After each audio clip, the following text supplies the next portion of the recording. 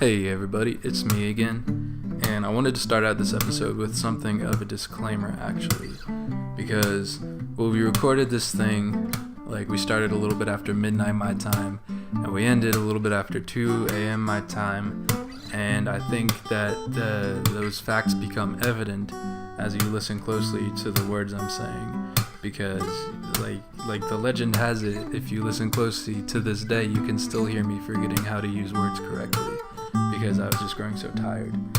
But in spite of all that, I think it's a really great episode. It's my favorite episode we've done so far. We talk a lot about things like Doritos and heresy and why I hate Calvinism, but why I also love Calvinism, but mostly that I just don't really know a lot about Calvinism, and that's something that I should figure out because I have a weird relationship with Calvinism as it stands right now. But, I think it's a good one. We had a really good time recording it, and that's all I've got to say. So, brace yourself, because here comes some of the dulcet tones of Chris Auber and Jonathan Freeman. Enjoy. I really miss the guitar solo. One of my roommates, actually, you know him, Spencer. You hate him, actually. He's my nemesis. I respect him on one level, but I do hate him because he's my nemesis. He was telling me a couple years ago about the death of the guitar solo, and when the guitar solo stopped being featured in every single song like it was in the 70s and 80s. I don't know that much about rock music, but it's very interesting to me how there's no songs anymore that have a guitar solo, and that was such a staple in music of that time period. Right. Well, that also depends on what you listen to. I think I absolutely agree with him that it's kind of died in rock, at least a little bit. Because then you had the 7-minute guitar solos and everything, and there'd be two guitars soloing at the same time, and with Skinner, they did that and they made it work, and it was awesome. That would be so cool to see live. See people going back and forth. And wasn't it oftentimes freestyled too? Yeah, I mean most the idea of a guitar solo, it all I'm just gonna go into the whole thing. Do it. Tell us all about it. So for me, and maybe Spencer will disagree, but Spencer, so it all starts with the blues, and I think nobody can deny that.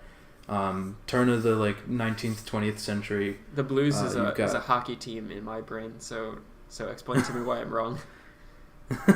Wait, is it actually a hockey team? Yeah, I think from Minnesota. Really? I think, yeah. Interesting. Okay, I didn't know that. To me, the blues is a genre of music. Oh! I thought you were talking about a band called the Blues. I was I'm unfamiliar with them. Oh, okay. My bad. I understand. Right. Genre of music, the blues. Yes, I've heard of it. Yeah. Okay. Cool. So, turn of the century, back a century ago, a little over a century ago, I guess. We got the blues starting to take rise, and up till that point, music has been pretty lame, in my opinion.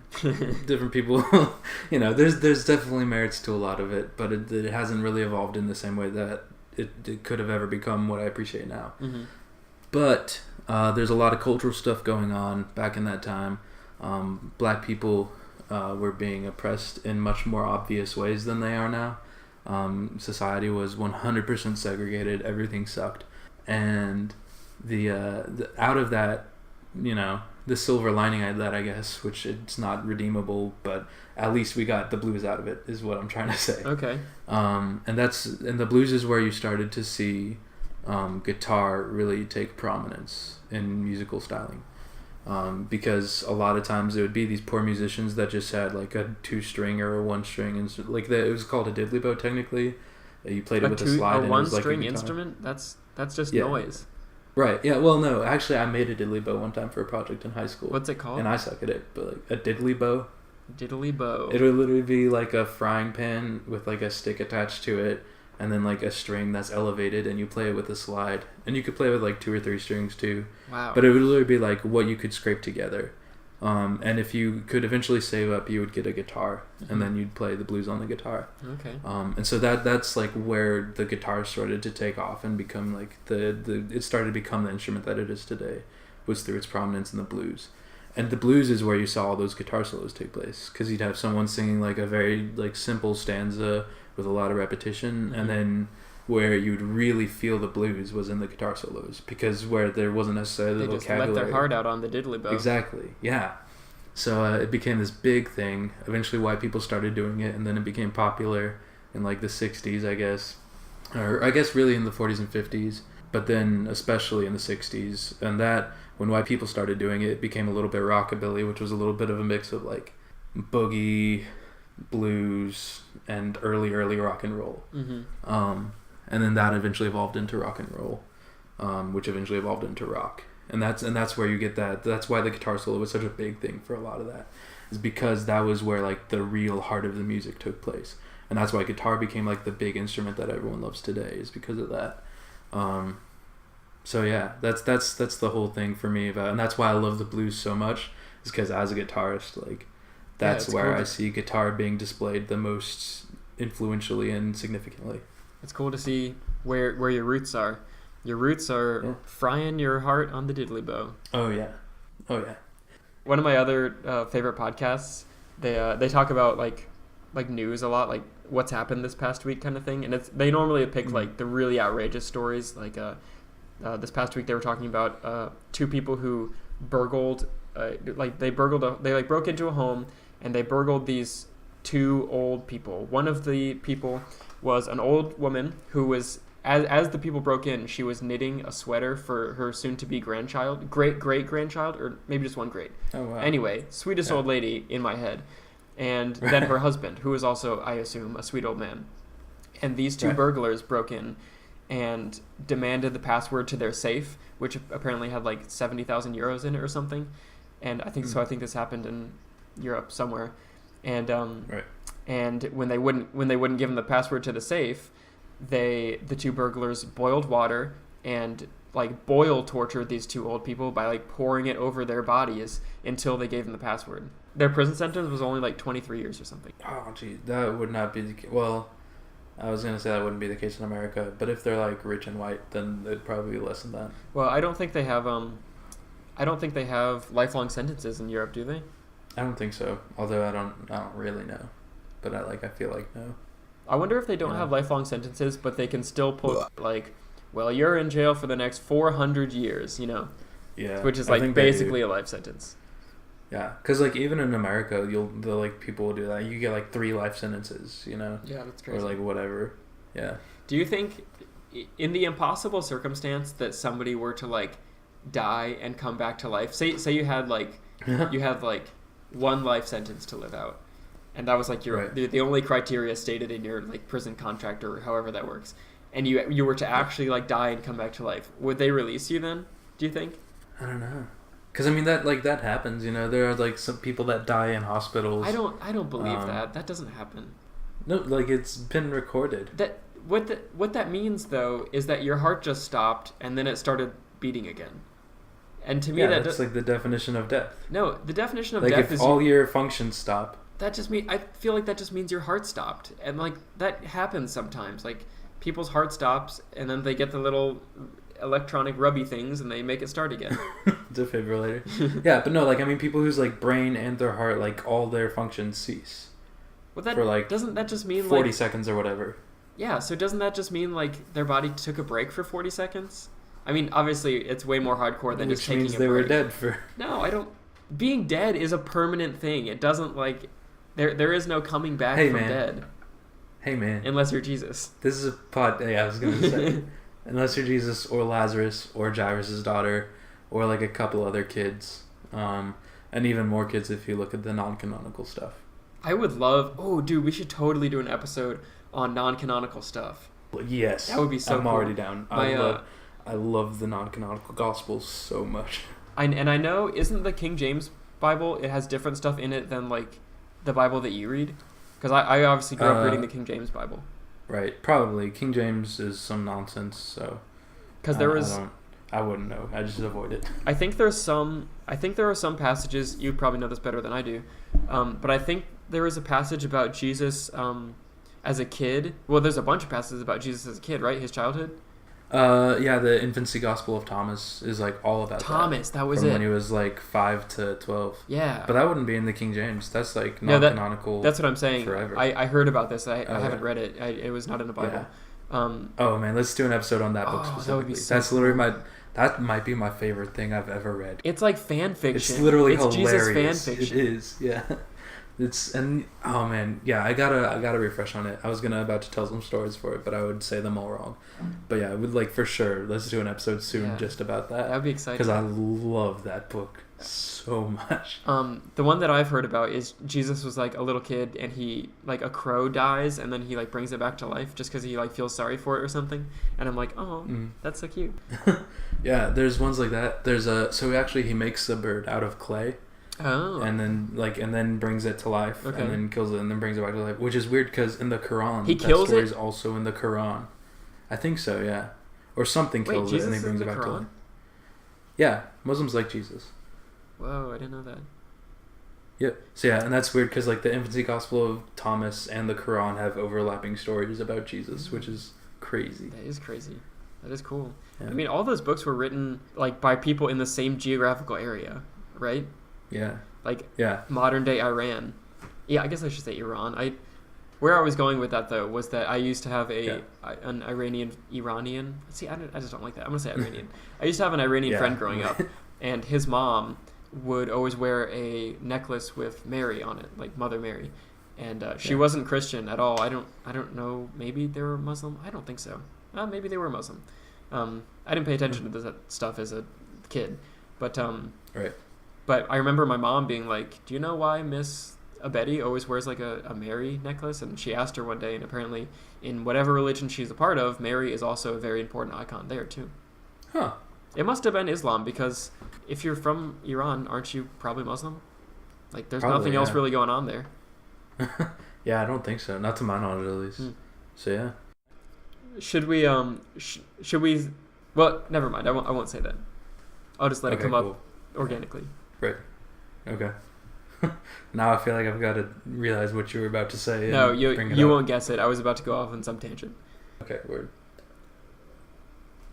So it's like 12:20. I gotta get up at like 8. So let's get into the subject matter. Yeah. Lay it on me. Cool. So we're looking at Genesis 11, verses 1 through something in there. Verses 1 through 9. And this is the story of the Tower of Babel. The Tower of Babel. The day all the languages were created. This is definitely historically accurate. Oh yeah, this is exactly what went down. This, like, you can't deny this one. Right. It makes so much sense if you think about it. But yeah, so anyway, you've got I'll do a brief summary here. You've got all the people on the earth, and they're all one kind of person. They're all speaking the same language. They're all the same ethnicity, nationality, etc. Before racism. What a time. Right. Before 1950s America. Right, exactly. It wasn't a problem. Let's make Mesopotamia great again, right? Oh shit! I bet that was Pharaoh's how he came into power. I guess Pharaoh was Egyptian, but whoever was the ruler of Mesopotamia at that time. Yeah, I bet that was like Yahweh. Yahweh, that's right, or Yiwi. Right, that's how Yahweh came to power. Jehovah came to power that way. I don't think they had like democratic presidential candidates in elections though, so maybe not. Right. Yeah, especially not for God. I think they kind of just let that one be the case. Yeah. That's kind of the whole point of God, is that we didn't choose him, he chose us. Yeah. Ooh. Like, nice turn of phrase there. Thanks. Anyway. Yeah, so you got like all the people, and they're all together, and they're great. They're having a great time. And they decide, hey, let's build a tower. Well, first, we're all here together. Let's build a city. So they build this big city. And in the middle of the city, they build this big tower that goes all the way up to the heavens. Which, as we know from Genesis chapter 2, is a dome separating the water but from the water below. That's right. So they don't really have to go very high. Could you touch the dome if you built a tower high enough? Theoretically, I think that's the case. I think that's what they're going for, is they're going to build it all the way up to the dome, and then they're going to go to the waters above, which is where God lives. It's like that South Park episode where they try to a ladder to heaven to visit Kenny. Because Kenny's dead, yeah. That was like the one episode where he actually stayed dead for a bit. Yeah. He stayed dead for like a whole season. Yeah. Anyway, so they build this tower, and they're trying to get up to God. And God checks it out, and he realizes what's going on. Or God realizes what's going on. Sorry, I haven't used a pronoun for God in a long time, and I just slipped up there. I'm gonna have to edit that out. Are you bothered when people use pronouns for God? I'm not bothered when other people do it, but I avoid it. Wow, that must be tough censoring yourself all the time. I got used to it like a few years ago, actually. Okay. Which is why, like, as soon as I did it, I felt weird.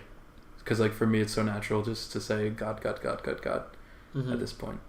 But yeah, no, I don't know. Should we go on a tangent now for why I do that, or just let that line continue the story? You talked about it briefly in one of the previous podcasts, actually. I think it was the one with the guests. Oh, really? Mm-hmm. I don't remember. I cut out a lot of stuff in that episode, though, because the audio kept filtering in and out. Well, I remember listening to it when I re-listened to those podcasts the other day. Cool. Then we're good. I might take this out, though, because we just mumbled to ourselves about whether or not I should say something for like a minute there. So, anyway, continuing the story. God looks down on this tower, and God says, this isn't cool. And so God destroys the tower and says to all these people, don't do this, I don't like this, and scatters them across the earth. And they start talking in languages so that they can't understand each other, so that they can't ever build a tower like this again. How does he scatter them? Does he pick them up and like roll them like dice across Pangea? Most likely, yeah. Okay. Yeah.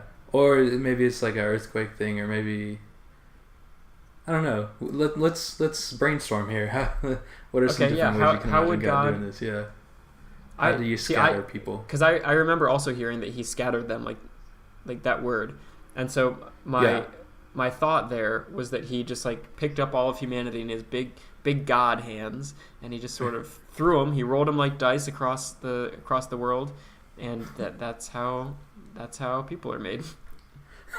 And that's where babies come from. And that's where babies come from, little boy. Yeah. No, yeah, that fits the language. In my head, it was always like, and God gave them the different languages, so then they're just like, oh, I guess let's go somewhere else now. I have a much more anticlimactic vision of this in my head. But yeah, I don't know. That's an interesting question. I know, I did take a class one time where they talked specifically about the usage of the word scatter, and so I feel like I should have a lot to say about that, but I don't. You just don't. You were probably late that day, weren't you?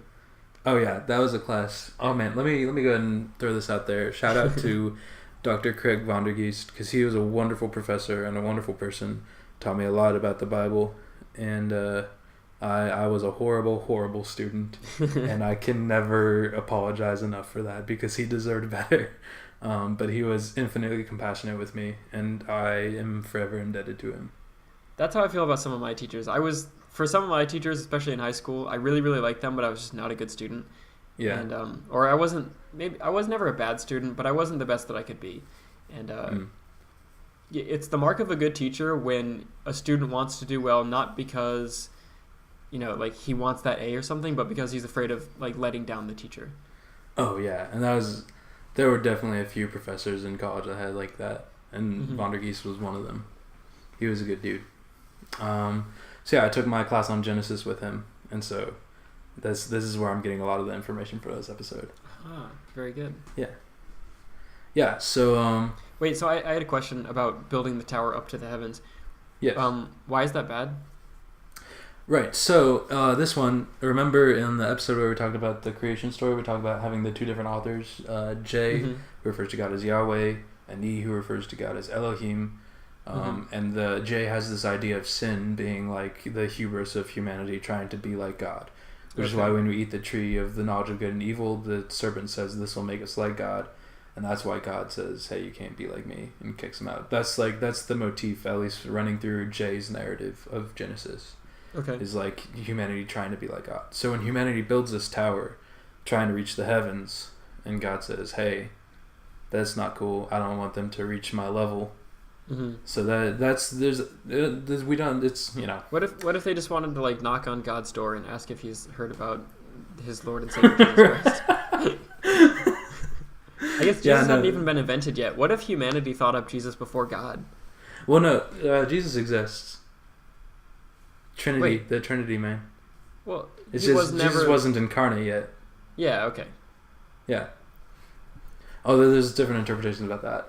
A lot of people would say saying Jesus doesn't exist is heresy, though, and I fall in that school of thought generally. Oh, saying that he didn't exist before he came to Earth is heresy? Yeah, There's like an official word for that. Then it's like the heresy of blah blah blah blah blah. For the longest time, I'd only read that word, and I read it as hearsay, because you know how you hear the word hearsay, and like when you're reading quickly, like you can definitely read that as hearsay. I'm not an idiot. Please don't think I'm an idiot. But I only recently discovered that heresy and hearsay are different words. Well, cool. Welcome to the world of the religiously Welcome to the literate. world of normal people. Yeah, exactly. I'm glad to have you here. So, yeah, no, heresy is a fun word too. Like, it is a fun one. I encourage you to use it as much as possible because it's like the best accusation. I was going to say, people can actually refute it too. I wish it were still something that you wouldn't want to be accused of, because then it would be fun to be like, oh, heresy, I do declare, or something. Exactly. In my head, it's almost more fun because now you can just throw it around and people are like, ah, shucks. Yeah, that's right. I guess I'm a heretic. I can live with heretic, that. Yeah. Yeah, exactly. So yeah, it's a fun thing, and especially if you know the different types of heresies, because like every heresy has a name. So like I was talking about, saying Jesus didn't exist before Jesus was incarnate is like, that's the heresy of blah blah blah. I don't know any of the names because I'd never bothered to memorize them, except for I know like maybe 2 of them. But yeah, so I don't know. There's a word for each heresy. So especially if you know the words, which I don't, you can be like, oh, that's the heresy of blah blah blah, and you're probably right too. Like, especially one of my favorite things is if anyone ever tries to describe the Trinity in like human terms, it's probably a heresy. Like, there's no good way to describe the Trinity, and there's a word for each description of the Trinity as a heresy. So yeah. It's a classic fun time. In Catholic Mass, they always call it like the mystery of the Holy Ghost, or like the Holy Trinity, and they call it something else, the something mystery of faith. That's what it is. Oh yeah, they did that in the church I grew up in too. Oh yeah.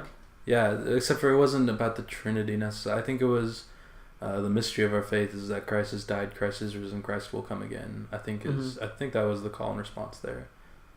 Although I think they stopped doing that. Like I pretty well understand that. Do you? He died, he rose, and he went to heaven, and he'll come back one day. It's not mysterious. Yeah, but talking about the coming back one day, if you can elaborate on that, that's the mystery, I think. Well, he'll come back one day. Just like if your friend leaves, he'll come back one day and hopefully like have a bag of Doritos with them. Hopefully, yeah. I didn't claim to know when. The mystery of our faith is what flavor Doritos Christ will bring back. Please be nacho cheese, the only good kind. I don't like... Oh, no. Dude, Cool Ranch is not good. I'm going to take some hard lines against you on this one. I won't say Cool Ranch is the best. I think it's probably the worst, but it's still pretty good. I don't know. But best one, irrefutably, Sweet Chili, the one in the purple bag.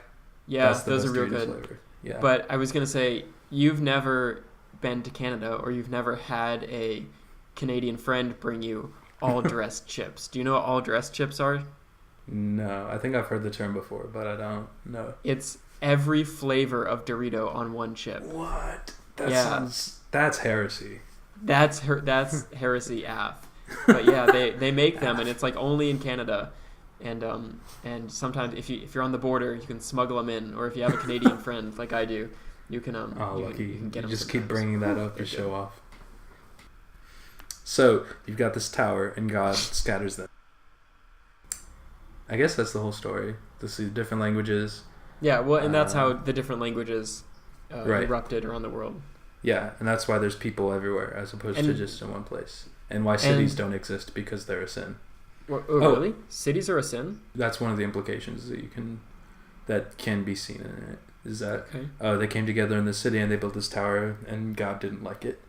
That's one of the reasons I wanted to do this passage, because there's so much about it that's vague as to why God was upset, what God really did with it, why the people did what they did, all of it. So people make all these wild inferences about it, and some of it is pretty problematic. Yeah, it's a really short story, but I think it's one of the most interesting, and so the fact that it's short is almost a little more mysterious, because it's like I want to hear more about this story. Like what happened? There's some famous painting of the Tower of Babel, some famous like Renaissance painting, and there's all these like demons climbing up the ladder and like scary stuff like that. That's pretty dramatic. And I think, correct me if I'm wrong, but isn't the fact that God scatters the people and like makes them all speak different languages. That's a punishment, right? Yeah, well, that's the big thing. You kind of jumped the gun on that one. I wanted that to be our big finale. So I'll give you a short answer now, and we'll get back to that. No, okay. Because you just asked a really good question is the problem. That's why I'm upset at you, is because you asked the perfect question. No, like, so yeah, that's the traditional interpretation of it. And I think if we, not to put words in Jay's mouth, but if we look at the motifs we can perceive from Jay's writing throughout Genesis and the Pentateuch, it does seem like that's what we're saying, is that it's a punishment.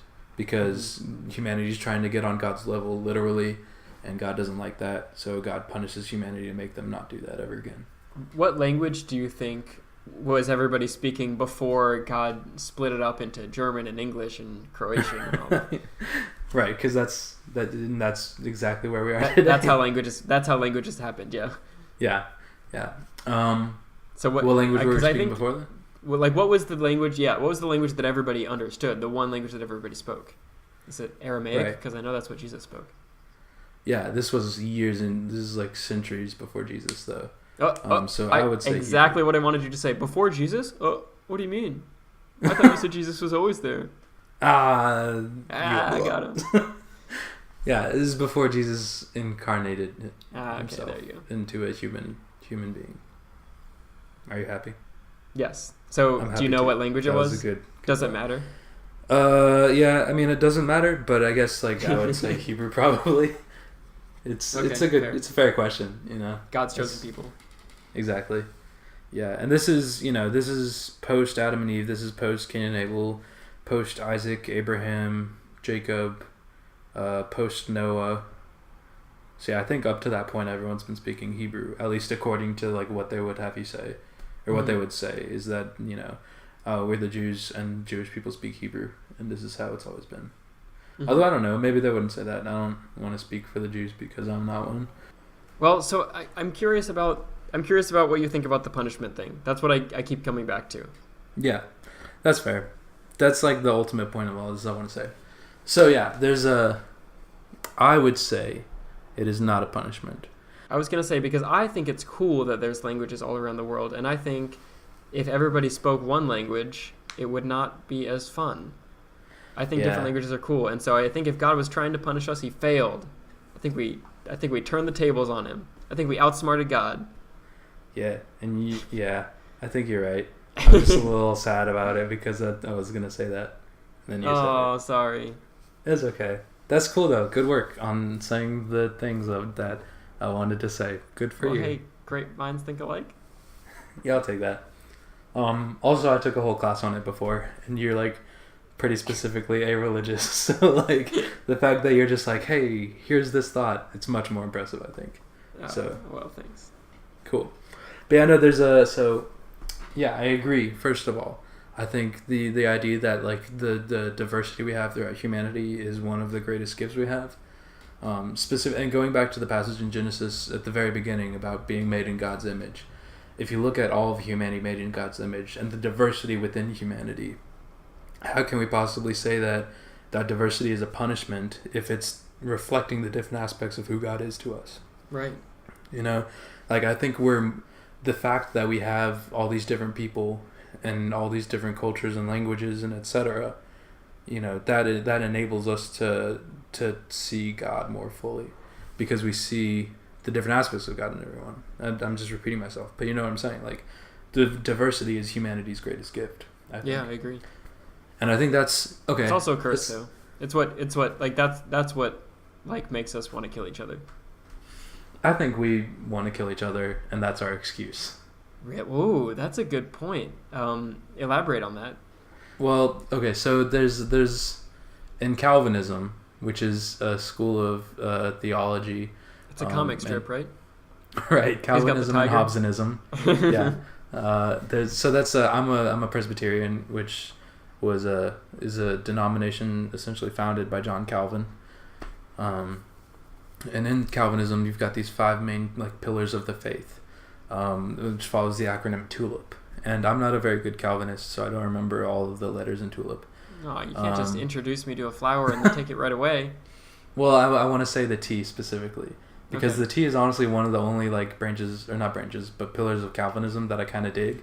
There's a lot I don't like about Calvinism, which is, there's that weird balance of like, I hate being a Calvinist, but also I really like I don't know, I could go on a whole tangent. We'll do an episode about Reformed theology some other time, which is another name for Calvinism.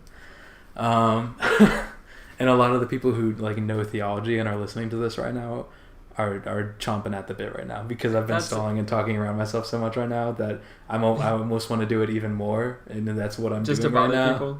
Exactly. This is like a running motif with the show, though. So like, you don't have to say that and like worry about it, because people will be bothered by it, but like, yeah. Well, I think you'll either be bothered by it or you'll be more bored than ever by this part.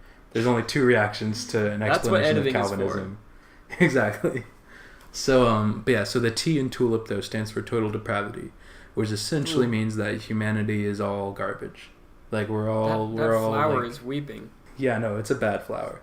And it gets worse too, but we'll get into that later. I like tulips. I used to, man, before I learned this. Before you learned that T stands for total destruction. Depravity. Not much better. Yeah. Yeah, no, it's still pretty terrible. But yeah, so total depravity says that humanity is pretty bad.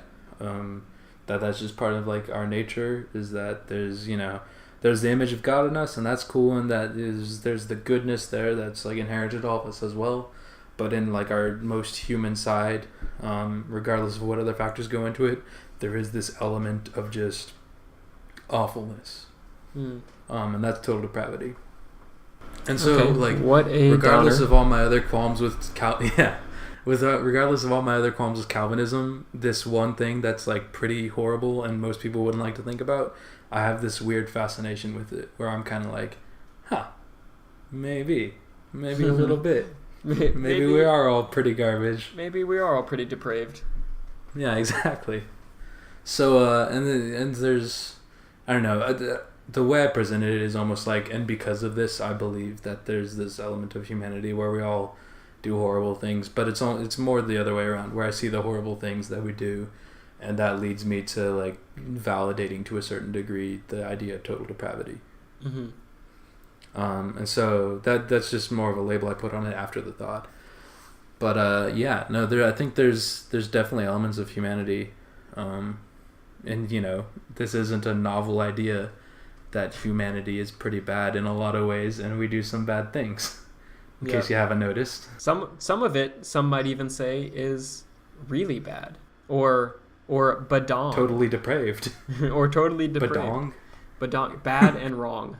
So yeah, that's why I think that humans would kill each other, and we're just looking for the reasons.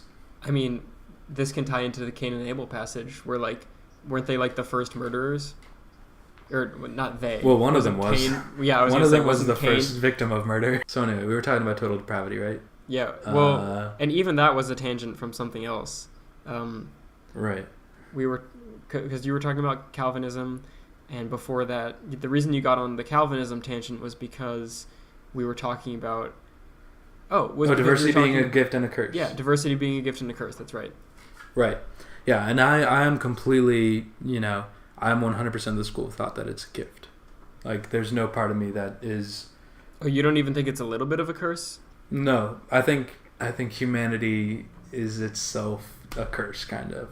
Or I guess to be more with my PCA roots, however much I try to reject those at times, I think humanity itself is cursed, maybe, in that sense, with the whole fall and everything. Like we dug up like an ancient Mayan grave or something? Yeah, or we ate a fruit. Or we ate a fruit, or we built a house on a Indian grave or something like that. Indian burial grounds. Yeah, but I don't know. There's like, I don't know. On an intellectual level, there's a lot of the faith that I grew up with that I reject. But I think, because I grew up in it, that still certainly shapes the way I think about things, especially if I haven't given them the right amount of thought yet. It all goes through that initial filter. And I think tying back into total depravity, I think there's that degree where humanity, I don't know, I wouldn't use the language that it's cursed, even though I did a minute ago, but I think humanity is just imperfect, and like very, very strongly imperfect, in a kind of horrible way. When there's 7 billion imperfect beings all crowded around the same dying planet, it can get pretty ugly. Exactly. Yeah, and so I don't think that there's any element of the diversity of humanity that is the curse. I think it's just humanity itself. Going back to the thing that we use diversity as an excuse for like, oh, you know, because people react poorly to diversity. I think people just react poorly to themselves and to humanity, and I don't know. And then diversity is the scapegoat that we have for that. But I think in and of itself, diversity is 100% a gift. So you think if there were no diversity, but there were still humans, so well, okay, then that's what the Tower of Babel city looked like. There's no diversity, but there are humans. So yeah. Was there sin and was there bad stuff going on in that city? Yes, 100%. Well, are you talking about like the sin that God punished them for, or are you talking about the sin just like general, like the livelihood there? No, was there just like other bad stuff going on in that city? Because if there was bad stuff going on is it the city of Babel? It is, right? No, it's, well, they don't name the city, but then they call that, I guess it is the city of Babel, but not while they live there. It's after they get scattered, they call that place named Babel. Yeah, exactly. Okay. And that's because like the speaking in different languages, that's the same, like the babbling, I guess is the modern word we have for that. It's just the confusion of the languages and everything. Well, okay, so was there bad stuff going on in the city of Babel before the tower? Because if there was no diversity in the city, but there were humans, and so if there was bad stuff going on, that would prove your point that humans are just bad, and like diversity is only a blessing. Yeah, well, I mean, Scripture doesn't say, and since this probably isn't a real literal story, I don't think we have any historical records that will tell us. Right. But I, adhering to my own theory that I've already spoken about, I think definitely that would be the case. And it wouldn't have been like, hey, this person is a different skin color than me, and it wouldn't have been like, hey, this person has a different faith. It would have been like, this person has a different shaped nose, or has a different walks differently, or just whatever personal qualms they had. Right. I was thinking along the lines of the only diversity that there was the fact that people spoke different languages. But obviously there's all kinds of diversity. It's, skin tone, and you're right, like shape of your nose. It's like that Dr. Seuss book where they all get what is the name of the butter side birds? Up and the butter side down? That's a good one too, but that's not what I was thinking. I was thinking of the one where there's the birds and they all get stars on their stomachs, and then there's the guy one, sells the stars, right? Yeah, and there's like one who didn't want the star, and so he's outcast, but then it became cool to not have a star, and then it's like on off, and there's like all these crazy like diversity trains that people want to follow. What is that Dr. Seuss story called? I don't remember. But I'll see your Dr. Seuss story and raise you a Fairly Odd Parents story. Okay, hit me with it. There's an episode where Timmy is ashamed of his teeth. Yes. It's called The Sneetches, in case anybody cares. Go on. Oh, that's right. Yeah. But yes, there's an episode where Timmy is ashamed of his teeth because he has this jerk dentist who's always talking about how great his teeth is and how Timmy has these garbage teeth because he's got the buck teeth. Mm-hmm. And so Timmy wishes that everyone in the world was just a gray blob and everyone would be the same. Mm-hmm. And then he comes up and he goes up to his dentist's yard and he's like, hey, we're all the same. Aren't we friends now? And then his dentist is still like, oh, I'm the grayest and the blobbiest of the gray blobs. Oh my gosh. So you still suck, Like, I think that's one of the profound truths that Nickelodeon will teach you is everyone total depravity. Yeah, I guess that's true. We talked about Fairly Odd Parents at the beginning, too. Yeah, I think that was before we recorded. Or at least we'll cut it out if it was before we got to anything that made the episode, I think. Okay. But yeah, that's good to point out just so people will know that we talk about Fairly Odd Parents more than once. Come in full circle. Exactly. But yeah, so I think, I definitely... And also, to be more theological about it rather than just pointing out cartoons, this comes right after the flood story. So, I mean, and the whole reason the flood happened is because humanity was being such garbage people to one another and to itself, and there's no reason to think, at least from Scripture, that there was any diversity in that situation. It's just people were terrible people. So the city of Babel is is it like the first civilization that finally found out how to rebuild itself after humanity was destroyed by the flood, and then God just gets mad at them again? Yeah. Oh man, people were having a tough time back then. Oh yeah, like from Cain onward, the whole Old Testament is a series of like humanity not doing too hot, and God saying, "Hey, let's try again." So the tower is bad, but diversity is good. Tower's bad, diversity is good. Don't try to reach to God's heights and expect it to go well. Right. Well, according to Jay, at least, because remember, this is Jay, and his whole thing is that you can't be proud, you can't try to be like God. Mm-hmm. And I think that is the way that most, theologians and whatever you want to call yourself throughout time would have interpreted that passage. Because it seems pretty direct about it. They build the tower. They specifically say they're trying to reach the heavens, reach God. And it specifically says God saw it and was angry. Mm-hmm. Excuse me, I got like a hiccup in my throat. That's like not quite happening. So I'm speaking very strangely right now. But it's starting to settle down. Anyway, so I think that's the way that people have traditionally looked at it. Is it's another hubris thing, just like with the fruit. Just like anything that Jay writes. It's all about hubris.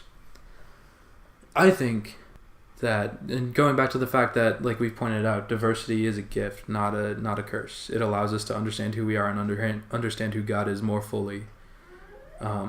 I think it was always in God's design that we should be scattered and that we should be diverse, that we should speak different languages and have different ethnicities.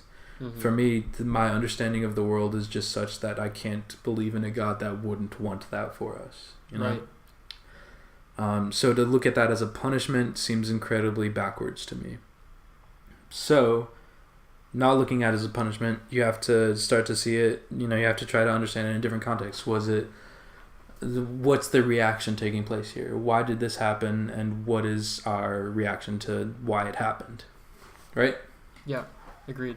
I'm really just saying obvious things right now. So I'll but, get more to the point. Okay. So if you go back to, like I said, this happened just after the flood story, right? Mm-hmm. There's this at the end of the flood, God, they land on the land. That's how landing works. And there's a rainbow, and God and Noah are talking, and they're having a good time. And there's a specific thing that happens where God strikes a covenant with Noah. And then Genesis chapter 9, says here... It's like an armistice, right? Or like a truce? Sort of. In this situation, that's how it's looked at. But and that's actually a good question, because that's something I want to get at too. Is throughout the Old Testament, this is a really important thing to understand if you're looking at any passage in the OT. That's how cool people say it. If you're looking at any passage in the OT, what you've got to understand is the way God relates to humanity is through covenants. Mm-hmm. In the beginning, God strikes covenants with Adam and Eve. Even after they get kicked out of the garden, there's a covenant in place that's going to shape the way that they exist until another covenant takes place. God strikes a covenant with Abraham when God announces the lineage that's about to take place and all that. Mm-hmm. There's all these covenants, and you've got the most recent covenant in our story is the one with Noah, where God says in chapter 9 verse 1, "Be fruitful and multiply and fill the earth." So if that's like that's the foundation of who we are to be as a humanity in relationship with God. Mm-hmm. And and immediately after that, we all come together. We build a city, we build a tower, we all focus as concentrated as we possibly can in one location. And we instead of spreading, instead of scattering, instead of multiplying, we all concentrate. I think that's in direct opposition to the covenant that we made with God in chapter 9. We weren't there when that Noah made with God. Right. And now I understand that humans made with God. Right. Yeah. So, yeah. Did you finish your point there? Can I pose a new question? I have things to say, but I feel like I've been talking for a while, so I welcome a question. Okay. So this Tower of Babel story was quite literally people trying to get to God's height. They were physically higher than they were before because they thought God was up in the sky. Do you think that there's anything humanity and humans are doing today that is obviously not literally trying to reach to God's heights, but do you think there's anything we're doing today that it is trying to like play God, and that it might be punishable? Like some people say like, some people say we shouldn't clone because that's like creating life in a non-natural way, and it's like against God. And so like if we started cloning, do you think God would get mad about it and maybe pull some like the Tower of Babel, scattering us across the world? Like would he come up with a new punishment for us? What do you think is happening today that God would not like because it's like we're trying to play God? That's a good question. I don't think there's anything that we do that's trying to play God necessarily that I don't think God intends for us. And that, I don't know, that maybe crosses some lines that I'm unaware of. But I think God intends for us to have progress and to move forward and to understand our universe more and to understand ourselves more and understand God more. I don't think there's anything we do in our scientific endeavors, in our engineering, in anything where where our understanding of ourselves or where our capabilities as a species are being enhanced, where I don't think God would want that for us. What do you think the Tower of Babel? Yeah, it does make sense. Do you think the Tower? I mean, maybe you just can't see what God doesn't intend because, like, you're living in this time right now, and so everything that is like happening around us, it seems like it should be happening. So do you think that the Tower of Babel people knew that they were doing something wrong that God wouldn't like, or were they just like, hey, let's build this tower, like maybe we'll get to see God? Yeah, no, I don't think they thought they were doing anything wrong at all. I think that's rarely the case where people, Hitler didn't think he was doing anything wrong, I don't think, but he was. Right. But that also goes back to what I think the real sin of the tower was, because I don't think it was the fact that they were trying to see God. I think that's almost a distraction from what was really going on there that God didn't like, because it doesn't say that God was mad that the tower was so high, or that God was mad that humanity was reaching the heavens, because the writer probably would have thought they were actually reaching the heavens. But it says that God was mad at what God saw. And I think what God saw there was, going back to the opposition of the covenant, was a humanity that wasn't being fruitful and multiplying and filling the earth. So they were getting distracted from their main goal. Exactly. So I don't think it was a punishment really at all. If anything, it was a helping hand. It was God coming down and saying, like, sure, God got mad, like, hey, what are you doing? But then coming down and changing it wasn't a punishment. It was like, here, let me get you back on track. Whoa, okay. Was this the big point you wanted to make? Changing the languages. Yeah, that's the big point I wanted to make. Oh, I really like that. Okay. Yeah, the scattering of Babel isn't a punishment at all. It's one of the greatest gifts God ever gave us. Yeah. Okay. Good, because I always had trouble reconciling that with myself, and I had read that passage and heard about it. Seems like God wouldn't make a mistake like that. He seems like he makes fairly good decisions, and right. and it seems like he wouldn't give us this gift and say it's a curse, or he wouldn't like give us a curse and then be like, oh, but they used it for good. Rats, they outsmarted me. Right. No. Although Jay's interpretation of God would have been upset if we ever outsmarted God, for sure. Yeah, def. Well, I really like that you made that point. Well, thank you. I like that I made it too. Did you just come up with that? But not just, no, but like, did you yourself come up with that? Not exactly. Essentially no. It was one of the discussions we had in that class I was talking about with the wonderful Dr. Craig von der Geest, where it like I think he knew it and was leading us all to that conclusion in the discussion. So like in a way I can be like, oh yeah, I realized it, but like. I was a horse brought to water and my head was shoved into the water and I could either drink it or I guess like suffocate or whatever. Yeah, exactly. So I'm not going to take any credit for that. That was great. You had my alma mater. Like you said, you were a horse led to water, but you did drink, and so you did arrive at this conclusion with the helping hand of another on your own. And anyway, but the point of this is not to say how smart you are. You are smart. You did come up with that good point. Shucks, man. But that is, I really like that interpretation. And I had never thought that way before. Yeah, I hadn't either. which is partially why I like got to give so much credit to the professor. And you know, he probably same situation where he read an author on Genesis and sort of was led to that himself. Probably it was actually one of the books he assigned us. It was in there, and I just didn't do the reading that day. But anyway, there's a but looking at it in the modern world, when you know, there's a lot going on right now where diversity is condemned. You know, in terms of like making America great again, you've got this idea of making America pretty monolithic again is essentially what's happening. Yeah, that's what it seems like at times. We're shutting down our borders from certain people. We're building walls. We're condemning the diversities and the differences within our nation. And I think the idea there is that there's I guess a monolith that certain people believe is what makes our nation great. And it's understandable that they would think that, because when that monolith is there and when they're standing on top of it, it seems great because you're on top of the monolith. I don't think I'm using the word monolith correctly, maybe, but I'm gonna stick with it because I like where I'm going. Are you calling the Tower of Babel a monolith? Oh no, I wasn't. But that kind of makes sense. Yeah. Oh shoot. Yeah, that's what a I'm monolith doing. Just like a large like. It's a big rock. Yeah, a rock or like some structure. Yeah, that's what it is. Which is why like I think I started out as trying to say like, probably like it would be a rock because mono means one and lith means rock. Yeah, I think originally I was trying to say mono something else. But monolith works way better than what I was trying to say. So I'm glad I accidentally said it, and I'm glad I'm sticking with it. And I'm glad you pointed out it being like the tower. But yeah, no, I think that when you're standing on top of this monolith, it can seem like things are great for you. But with everyone else at the bottom, or whenever there's this neglection, is it neglection or neglecting? It's just neglect. Shoot, you're right. Neglect is the verb and the noun. Yeah.